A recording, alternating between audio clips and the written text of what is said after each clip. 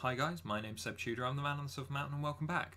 Today I wanted to talk about what is, give or take, the dead centre of the spectrum of a person that I've been talking about so far. And that is the ideal, i.e. the perfect balance between both ends of the spectrum that allows someone to be very much an all-rounder in regards to the behaviours that are positive, whilst often removing or negating a huge number of the negative behaviours from either end of the spectrum that we're talking about. So the first thing to note about these individuals is that they are very much self-focused, but not self-obsessed. Self-focused in terms of analysing their behaviour, being introspective, being aware of themselves, having very much those boundaries in place to make sure that they are both able to be open-minded and take things in from outside, but also so that those things from outside don't override what they have in themselves already. Then they tend to be, as said, quite highly aware and emotionally intelligent due to that level of introspection and understanding, but not sensitive. As said, their boundaries are in place so that they will not get randomly upset by things that are just words, or they will not take things on board just for the sake of them being around them at the time. They will have that filter in place to make sure that they are kept safe, and that the things that they can deal with the things that are coming at them and the things that are trying to that people are trying to take from them. As a result of this, though, being quite self-focused, being introspective, having that barrier around them to one degree or another, it allows them to be quite assertive, both in an active and a passive way. What I mean by being assertive in an active and a passive way ultimately comes down to choice, choosing to act, choosing a direction in an active way for being active, whilst being assertive, actually maintaining your space in a passive way is literally that, choosing whether or not to act, choosing how to interact with people in a passive way,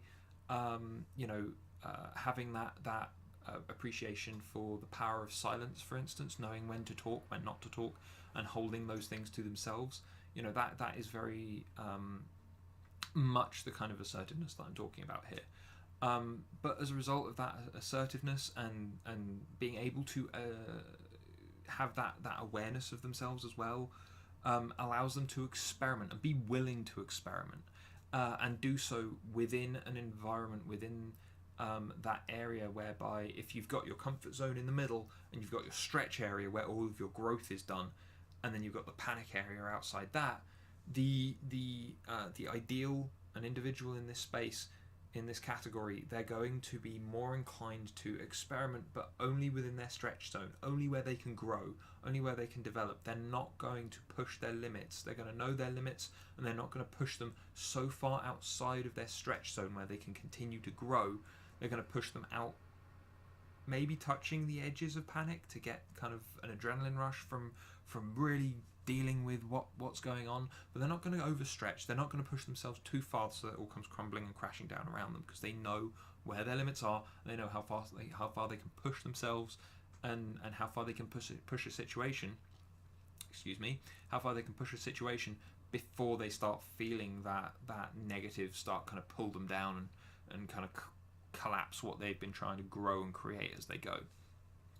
But as a result of having all of these traits and having the capacity to experiment in a way that is stretching and growth encouraging without causing damage, it allows them to be very adaptable. They're never stuck in an extreme. Then, as a result of being never stuck in an extreme, they're able to deal with a lot more situations. You're not going to have an individual in this space who is going to always be upset, always having problems. You're never going to have a person in this space who is always doing super well either, simply because there's a realization that the conflict and the negatives are things that you can learn and grow from. That introspection, that self-focus, you're going to be picking the negative areas of life to pieces to learn from them, and you're going to be celebrating and appreciating the good parts of life to continue to go. And as a result, when things come up that are unexpected, an individual in this space has already experimented within themselves, within their environments, that they can move through more safely, or that they can push into and experiment in, to gain more perspective. over time without causing themselves hardship, because they've done all of that. When something comes up out of the blue, they're already going to have some experience in just adapting to suit that. Or even if they don't, they're used to adapting themselves to suit other situations. It's a transferable skill. It's something else that they can carry across. As a result, this is very much somewhere where I have focused on being over the last however many years since I first came across this. Since I first started being a coach, because I wanted to kind of live the example that I want to set across to my clients and to deal with people, and so on and so forth.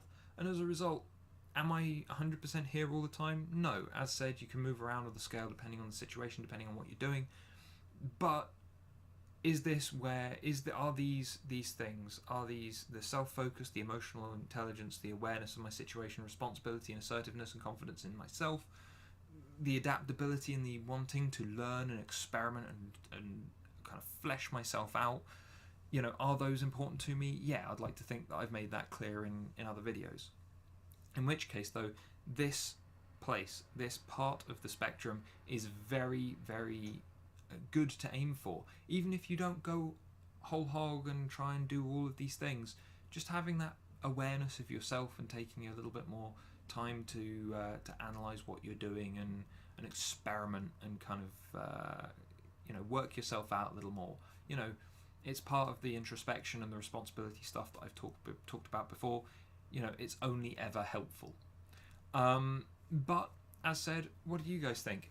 Does this sound like something that you would want to work towards?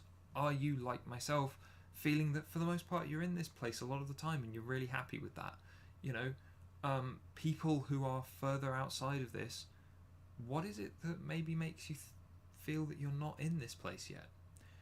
As said, sharing your experiences down in the comments below allows both myself to take a look and respond to what you guys are saying, but it also allows other people to learn from what you're saying, and maybe have more to think about than just what I've been able to offer in this video. But otherwise, if this gave you stuff to think about, if it's something that you found interesting, if you're looking forward to the next few parts of this spectrum before we get to the end, then please drop me a like and subscribe for more, and I will see you in the next video. Take care, guys.